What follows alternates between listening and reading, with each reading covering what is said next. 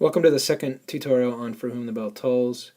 The focus here is to take you toward the end of the novel, reviewing some of the key passages and the plot elements, and all in the context of how these passages develop code principles in Robert Jordan, our Hemingway hero, and Anselmo, the coded mentor for Robert Jordan, and in Maria, Robert Jordan's love.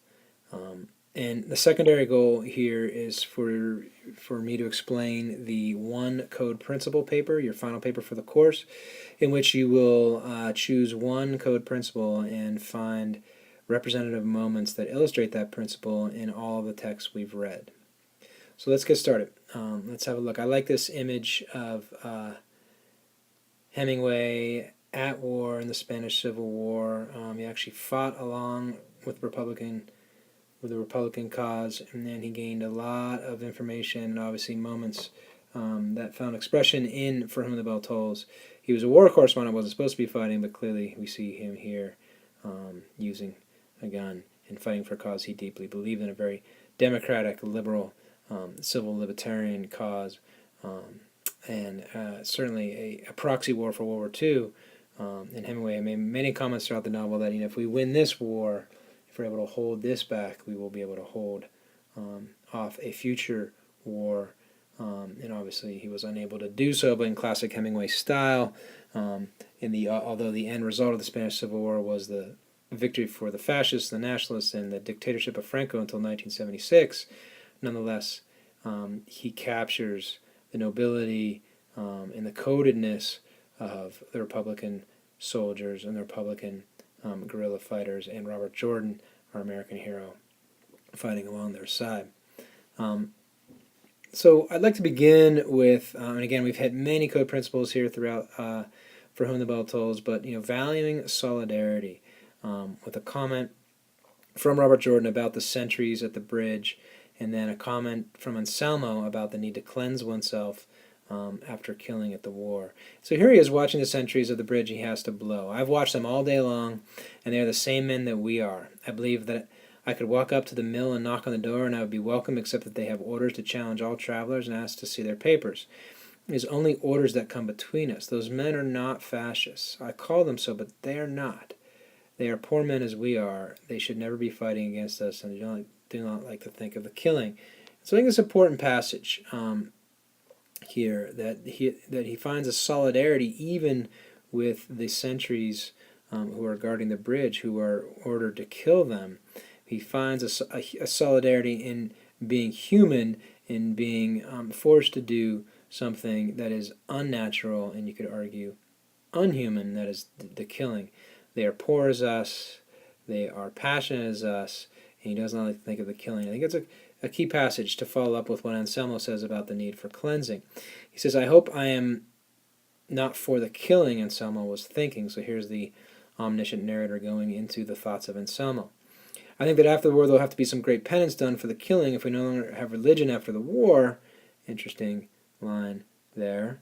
And then I think there must be some form of civil penance organized that we may be cleansed for the killing of, or else we will never have a true and human basis for living. The killing is necessary, I know, Anselmo's thinking, but still the doing of it is very bad for man. I think that after all this is over and we've won this war, there must be a penance of some kind for the cleansing of us all. And I think that's a recurring idea here, to value those who live by a self-imposed code, like Anselmo, like Robert Jordan, even the sentries, leads to the need for a cleansing in future actions for having killed or harmed those who they find solidarity with. And again, the last line here is in code principles, we need to take responsibility for our wrongs. Robert Jordan says this along the way on page 304, you have no right to forget anything. And there's a lot about memory here. Maria being raped. Pablo remembers the horrible killings of the fascists that he's done for no purpose. There's a lot that memory haunts the present tense here. And we know that Robert Jordan, if he were to have lived through this war, would have followed Anselmo's advice and cleansed himself by contributing positively to the lives of others, loving deeply, as Count Miphilopoulos would say from Sun Also Rises, always being in love. Let's continue on and look at some other code principles here, more on valuing solidarity. It's going to be continued in the next page. Robert reflects on solidarity and the ability to ignore the possibility of failure. He knew that with another person, he could be everything, is a great line that we haven't touched on yet, right? He knew that he was nothing alone, but with the bonding with the guerrillas in the mountains of northern Spain, that he could affect great change. He could blow the bridge well, but he could not do it alone. Well, in this context of valuing solidarity, there's this even more important a code principle, which is to be faithful to and in love. The intense love relationship with Maria is overwhelming and seemingly overstated, but I think we got to remember that Maria had been raped. Maria had been ruined and destroyed by the fascists. Robert Jordan fell in love with her beauty and her fortitude, if you will. And he comes to this conclusion, and that is that love is the most important thing that can happen to any human being. Again, a theme that runs through many of Hemingway's texts. Robert Jordan wasn't able to have it. Nick Adams wasn't able to commit himself to it. And Frederick Henry had it deeply with Catherine Barclay, and then it was taken away. And some more phrases to review on this code principle. Now feel, I am thee, and thou art me, and all of one is the other. And feel now, thou hast no heart but mine. A conversation between Maria and Robert Jordan about their oneness. She said nothing is done to oneself that one does not accept, and that if I love someone, it would take it all away. And so this is how love is healing for Maria. Yes, you were raped. Yes, you were destroyed emotionally and psychologically, but nothing is really done to oneself if you don't accept it. And love is sort of a salve to cleanse it. So, great comments here on being faithful to and to love as a salvific force in the world that brings a faith in the self and brings a faith in the world. Just one quick comment on why thou is in here and throughout the book. He's translating, everything's happening in Spanish, and we have to remember in this novel, and so to create that sort of formality of the usted, which is the third person formal plural in Spanish, he used thou. Two great people criticized it, thought it was distracting in the dialogue because it didn't seem real, but that's why that thou is in there as opposed to I am thee and you are me. All right, let's continue on. There's a really important passages here about Robert Jordan's father, who committed suicide, who he believed was a coward, and his desire to be like his grandfather, who was a Civil War hero. We'll get to that a little bit later. But again, I put these two passages next to each other because Robert Jordan is defined by memories of his father, the regretful memories of his father as a coward who never stood up for himself and actually let himself commit suicide. Interestingly, because we know Hemingway committed suicide here in Ketchum, and there's a really interesting passage about the weakness that would lead one to suicide. And his also his memory of his father as a great Civil War veteran who behaved bravely at war, and so Robert prefers his grandfather as a coded mentor over his father. But also here the memory of Maria recalling the shooting of her parents by the fascists that they forced her to watch, and then being raped by them in the barber chair. Something that certainly defines here. And so we get two interesting juxtaposed moments with reflected images in this text. We get Robert Jordan seeing his image in the lake. He's from Montana. He's a professor of Spanish at University of Montana, we presume, or Montana State at Bozeman. And he takes his father's gun with which his father committed suicide and takes it to a mountain lake and drops the gun after seeing his own image. And he watches the gun go down to the bottom of the lake. But he's seeing himself. He's seeing that this gun this removal of the gun from my life, this desire to bury that suicide and that cowardice of my father is part of me. And we also have a moment, 20 pages later or less, where Maria sees her image in the barber mirror after being raped and watching her parents being killed by the fascists. She hardly recognizes herself with her hair hacked off, but she knew the language is, it was her. So two reflective images. This is who you are. This is part of your memory makes up part of the present, but it doesn't have to define you. So one of the key concepts here is that acceptance of events beyond one's control define the self. This is the image. This is me. This is part of me. But going back to that previous idea that love can cleanse. Love can be a salve here, that you only are defined by what you allow yourself to be defined by. Okay, back to the bridge. He seems to be blowing the bridge for 400 pages. He resolves to blow the bridge. He knows that the fascists know about their presence. He knows that they're ready for it, but he's going to do it anyways because he sees the Republican planes overhead, and that was his order, so he follows his orders. But Pablo, at this moment, as you remember, portrays them, steals the explosives, and leaves, and he throws them down into the ravine, and this prevents Robert from blowing the bridge as he had planned, and they have to do it sort of roughshod, and that leads to Anselmo's death.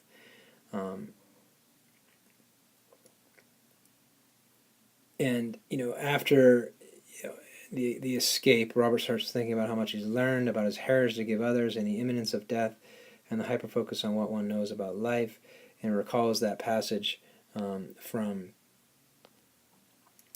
the letter that we talked about in a previous video tutorial, where there are some things which cannot be learned quickly, and time, which is all we have, must be paid for their acquiring.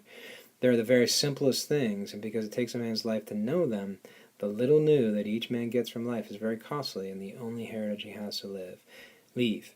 And I think this is important, right? Robert Jordan has lived a great deal in 3 days, and he has paid dearly loss of a coded mentor, loss of Maria, loss of his own life, but he's learned a lot about solidarity, about completing tasks well, about embracing the present, about taking responsibility for wrongs, and all of these things are his heritage that he leaves us in For Whom the Bell Tolls. Robert says, another juxtaposed moment here where Robert says goodbye to Maria. And in doing so, he recalls, remember, memory defines itself, saying goodbye to his father when he left for college. Robert hated that moment because his father cried and showed, very, from a macho perspective, Hemingway's macho perspective, showed a weakness in his crying. And he also hated that his father wished him, a good passage with God, and he hated the religiosity of his father's prayer. And so let's look at these two moments where, if Robert Jordan is looking for a coded mentor and his father is not, and only the memory of his grandfather, now deceased, is a coded mentor, he's looking for a present-day mentor. But let's first look at the moment of saying goodbye to his father and leaving for college. Robert Jordan had not felt this young since he'd taken the train at Red Lodge to go down to Billings to get the train there to go away to school for the first time. He'd been afraid to go, and he did not want anyone to know it. And at the station, just before the conductor picked up the box, he would step onto the coach, reach the steps of his day coach. His father had kissed him goodbye and said, "May the Lord watch between thee and me while we are absent, the one from the other." His father had been a very religious man. He said simply and sincerely, but his mustache had been moist, and his eyes were damp with emotion, and Robert Jordan had been so embarrassed by all of it, the damp religious sound of the prayer, and by his father kissing him goodbye, that he felt suddenly so much older than his father, and sorry for him, that he could not bear it. And so one of the key ideas here is that, becoming a man is not a matter of your 21st birthday, that the American man boy is a case of arrested development. That's only when the world destroys you and you learn to live in the broken places that one becomes a man. Is a very Hemingway concept here. Saying goodbye to your son to college and being emotionally distraught and crying in the moment is certainly not something to disparage, but for Robert Jordan, one who was very stoic and very much wanted to avoid being paralyzed by emotion, he found that as indicative of his rejection of his father. Interestingly, Hemingway did not have a good relationship with his own father and did not have a good relationship with his own mother. And after returning from World War I and living in Oak Park for a few years, he never returned to them and really was never embraced by them, nor was his writings embraced by his parents. Well, Anselmo emerges as a coda mentor for...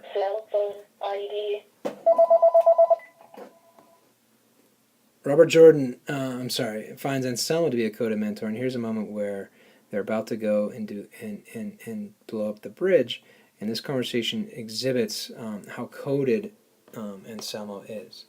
"Well, now fire us," Robert Jordan said. "Take a rest and make very sure. Do not think of it as a man, but as a target. De acuerdo? Do you understand? Do not shoot as the whole man, but at a point.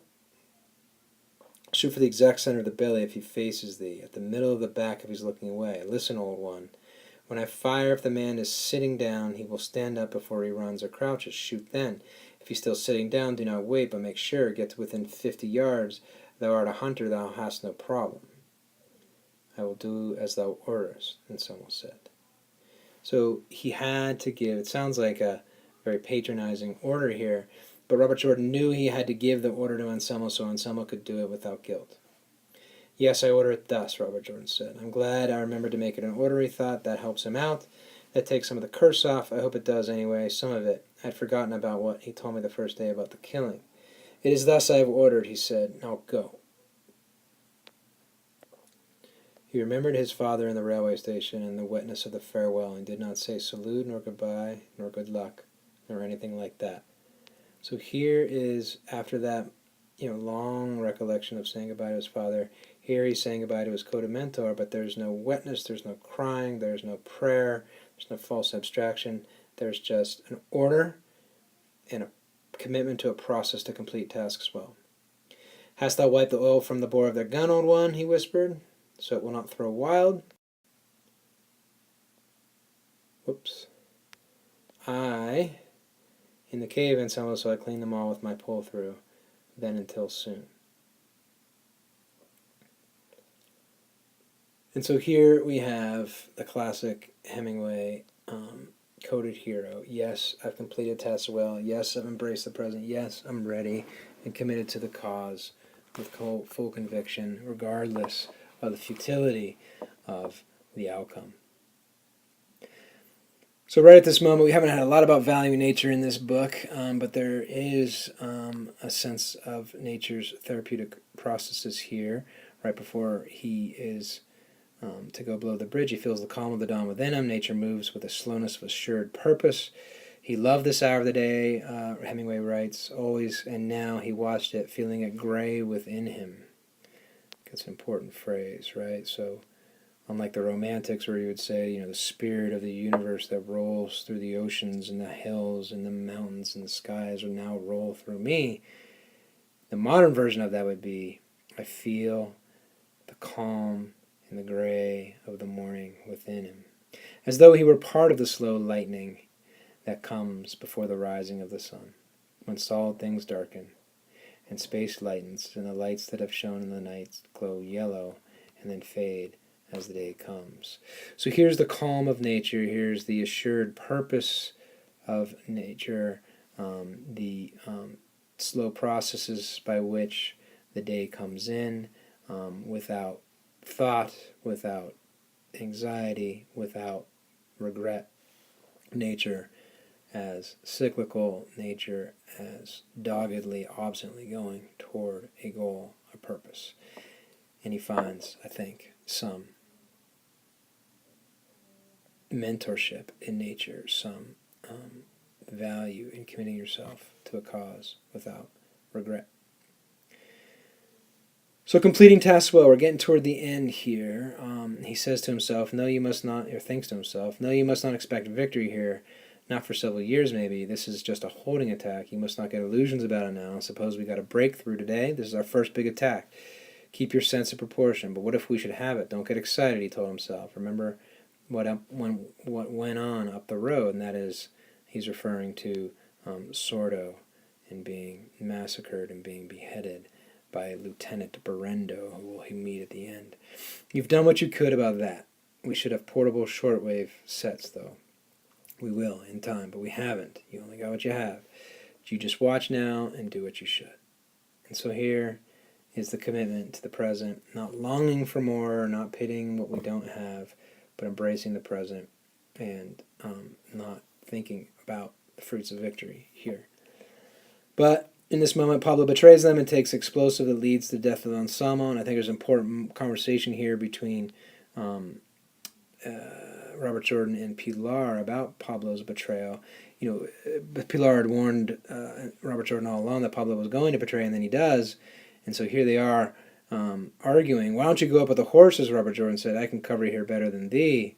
Thou art to cover Pablo.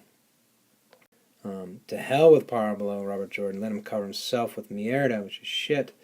Nay, Inglés, he came back. He fought much below there, and thou hast not listened. He is fighting now against something bad. Do you not hear? I'll cover him. But obscenity, all of you. Interesting, use of obscenity and not the actual obscenity. Thou and Pablo both. Inglés, right, calling him English, even though he's American. Calm thyself. I've been with thee in this. No, as no one could be. Pablo did thee wrong, but he returned. And here's the point. If I'd had the exploder, the old man would not have been killed. I could have blown it from here.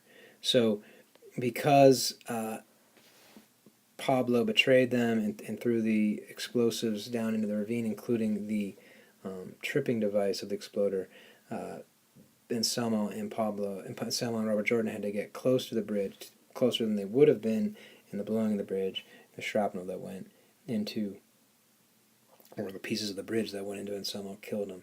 So really, Robert Jordan's great flaw, you could argue, is not taking out Pablo, not anticipating that he was going to betray them, not reading his character as an uncoded person and removing him in any way he could from the situation. And Pilar's reaction is if.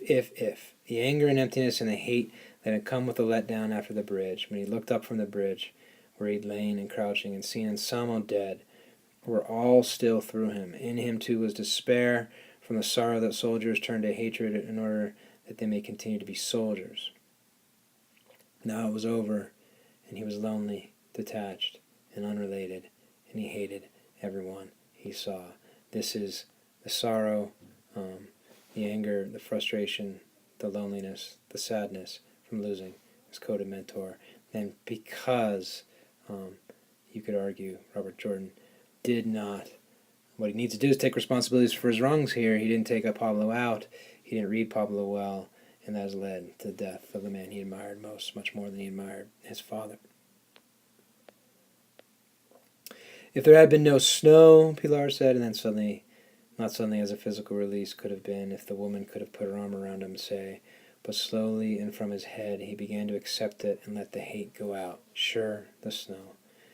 That had done it, the snow. Done it to others.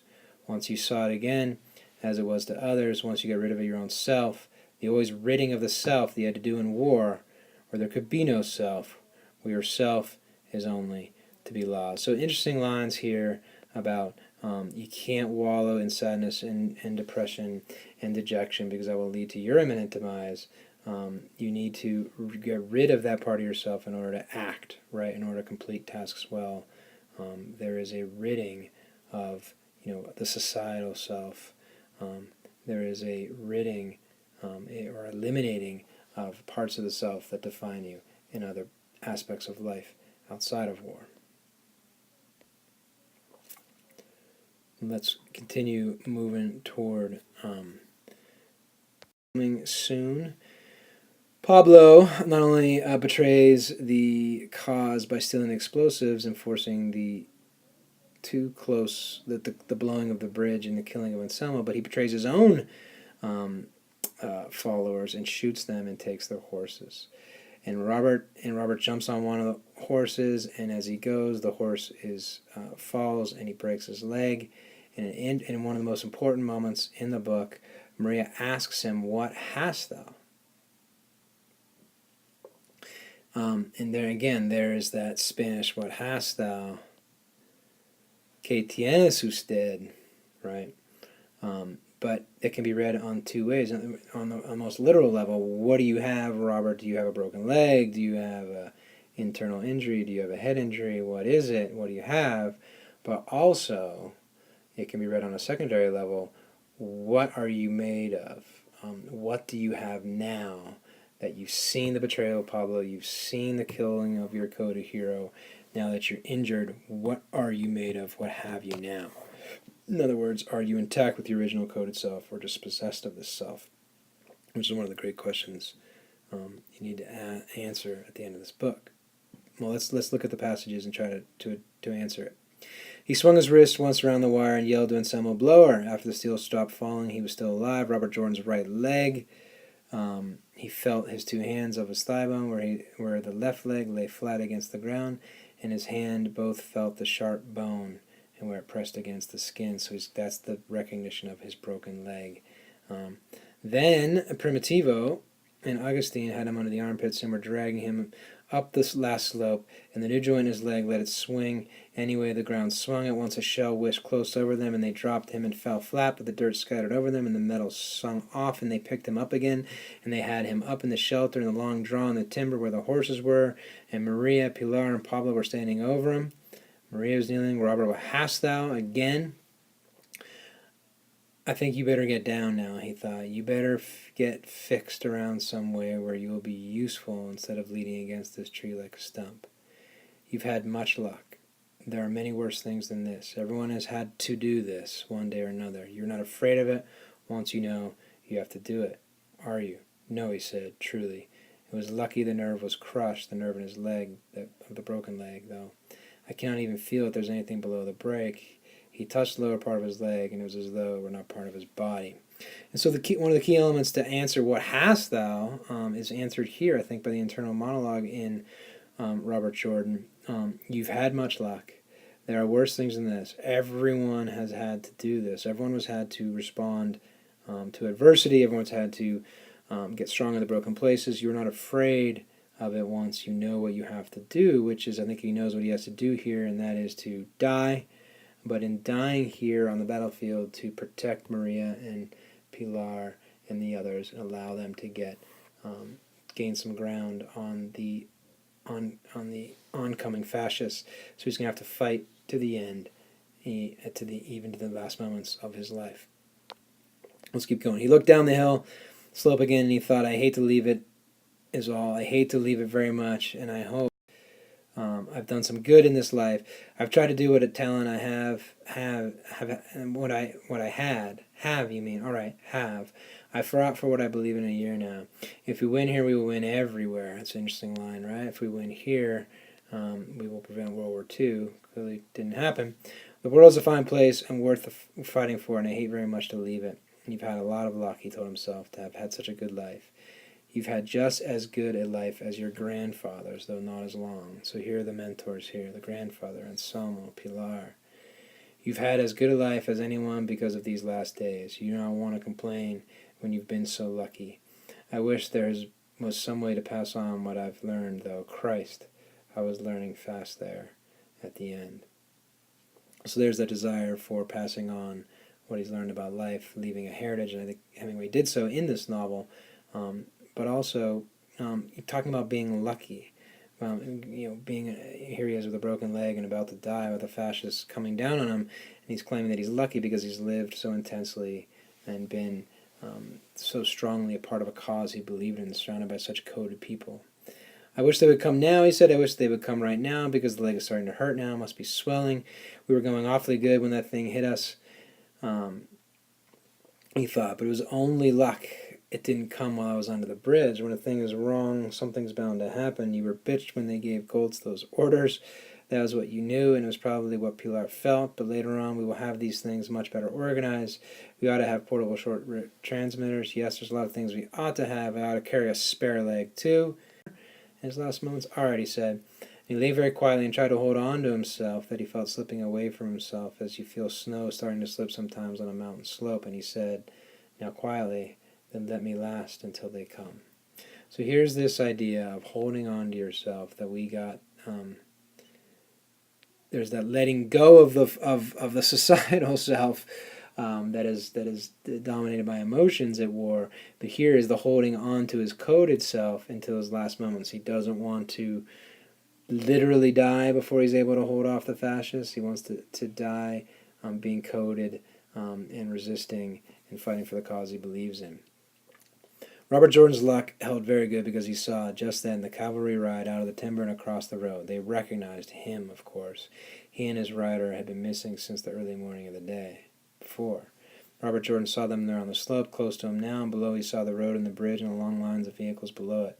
He was completely integrated now, and he took a good long look at everything. He touched the palm of his hand against the pine needles where he lay, and he touched the bark of the pine trunk that he lay behind.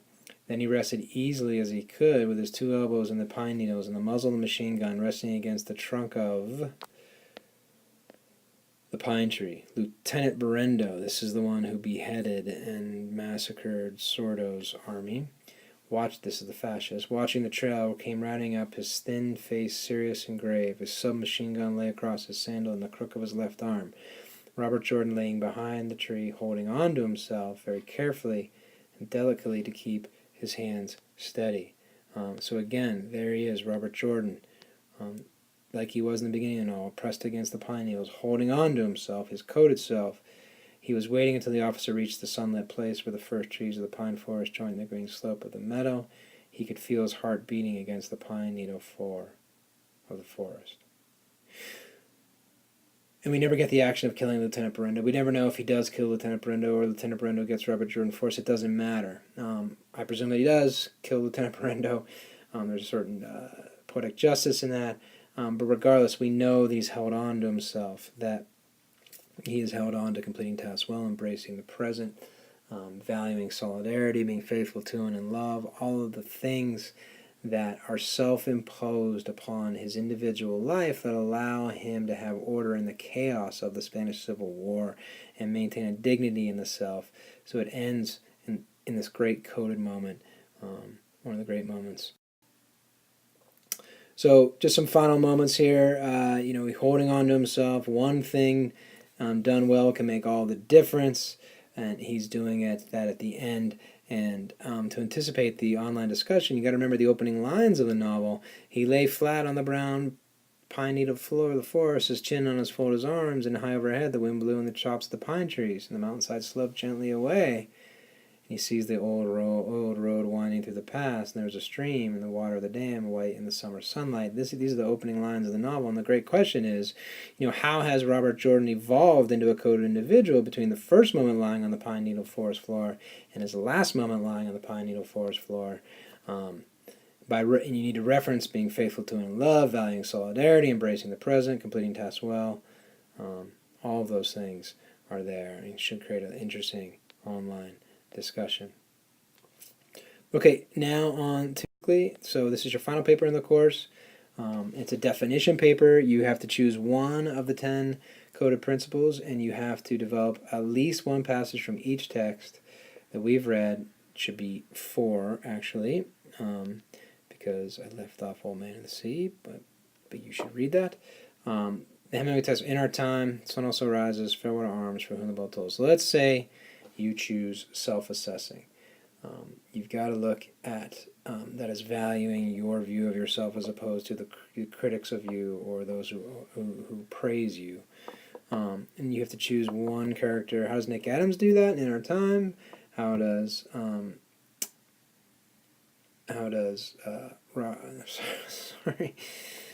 not Robert Cohn, but Jake Barnes do that in The Sun Also Rises? How does Frederick Henry do that in Farewell to Arms? And how does Robert Jordan do it in For Whom the Bell Tolls? Of course, you can have multiple moments from the same text, and I would love for you to include a narrative moment from Hemingway's life in Sun Valley that exhibits the code as well. And there's going to be a video tutorial on that as well, which you can watch. So how would you go about this? Well, there's 2 ways to go about definition. You can define by negation, which is an effective method. In the beginning, define a principle is develop what the principle is not and who does not embody this principle. So definition by negation would be Robert Cohn. He's an example of a character who cannot self-assess or accurately view himself could quote the moment when he wants to shake hands with Pedro after he beats Pedro up, when he's crying. He only values what others think of him. You could also cement this with the elder bullfighter Belmonte, who fakes the pure line, leans into the bull after the bull is passed in order to receive praise. He only values what others think of him, not what he thinks of himself. It's a great way to help your reader understand what the principle is not and who's not embodied this principle. Okay, great. That's a great way to start. You could have 2 moments doing that, but you need to have many moments that are definition by affirmation, which can be achieved in 2 ways. By textual commentary that defines the value and values the principle, and by narrative moments that manifest the principle. To stay with the former example, if you're defining self-assess affirmatively, then you could quote and analyze Pedro's clean line with the maximum exposure to let the bull know he's unattainable, and how Pedro keeps his head down, does not look up the stands for praise. You could also have a parallel moment where he asks Brett to marry him, and he's committed to making an honorable woman of him and committed to his love for her, and when she rejects that, he leaves. So there's pure line, maximum exposure, and the terrain of the bull to show that his self is unattainable, unable to be defeated by Brett or by the bull. If you're honors in this course and you need to write the honors paper, you should bring in 2 moments from the short stories to illustrate the code principle. And here are the code principles, just quick review: speaking through actions, avoiding self-pity, completing tasks well, valuing nature, being faithful in and to love, experiential knowledge, right? Valuing all knowledge that comes from actual experience and those who are expert from experience, like Anselmo, like Pilar, like Pedro. Taking responsibilities for wrongs, embracing the present, self-assessing, and valuing solidarity. You choose one, you run it through all the texts, you at least 1 moment from each text, defined by negation, defined by affirmation. I really look forward to reading these definition papers.